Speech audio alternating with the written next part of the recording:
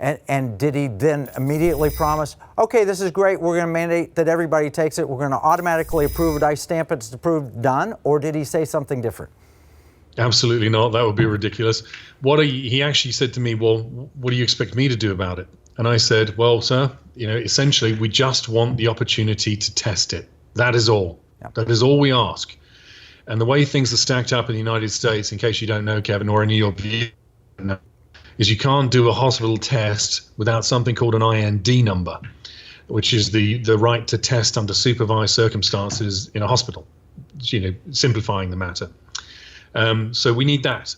And we've been filling in forms and going backwards and forwards. And I've no doubt the folks at the FDA are being highly diligent about all of this. But what I would remind you is we've already gone through phase 1 and phase 2 clinical trials in humans for this exact same compound, albeit for a cancer therapy application before, but it's either safe in humans or it's not. And it's a funny old thing. All the time it was only being used for a potential cancer therapy. Nobody had a problem with it being safe in humans. But the minute it's applied to COVID, now all of a sudden people want to talk about, well, it couldn't be safe in humans. Could it possibly? It's a bit like how President Trump wasn't a racist until he ran for office.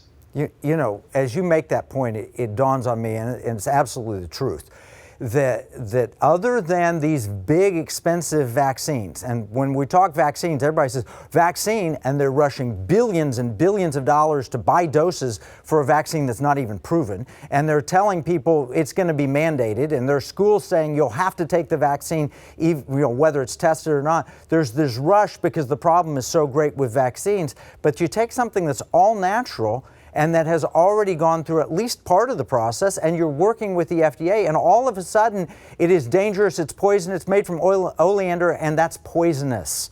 What are they afraid of? It's a very good question, Kevin, because if it's really some trivial, silly botanical, then the sheer media hysteria, which appears to be coordinated, is really quite remarkable. If there's really nothing to it, then why the fuss? But the reality is, there's a claim we haven't followed the process. We absolutely have, and we can prove it. Since April, we've dotted every I, crossed every T, jumped through every hoop. Secondly, there's this narrative that it's not safe. Well, it is an extract of the oleander plant, and it's already gone through phase 1 and 2 clinical trials in humans, and it is deemed safe. And that's published material. It's out there. If you do any degree of background due diligence on this, you will find those papers. We can make them available on your website, for example. They're on our website. So it is safe. And also, I would add to that, there are plenty of things out there that are natural, but if you take too much of it, they become very, very toxic for you, whether it's nutmeg, menthol, rhubarb, alcohol. These are all things we're very familiar with.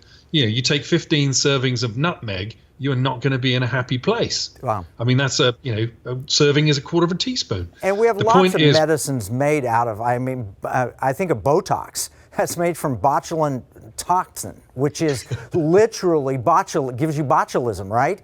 And yet so there are a lot of things. This is a complete take you off onto a narrative to try and distract you from a potential, make President Trump look bad and distract you from a potential treatment. I think that's a ridiculous argument. I think I read something that you'd have to take how many vials of your oleander treatment to get the poisonous amount that would harm you? How many vials? Yeah. So actually, in our phase 1 and 2 clinical trials that we did in humans under FDA auspices, the product was safe up to 16 times the current dosage. So to put that in context, that's the difference between 70 miles an hour on the freeway and 1,120 miles an hour on the freeway. So 16 times greater than the dosage in the proposed product. It was still covered under that FDA trial.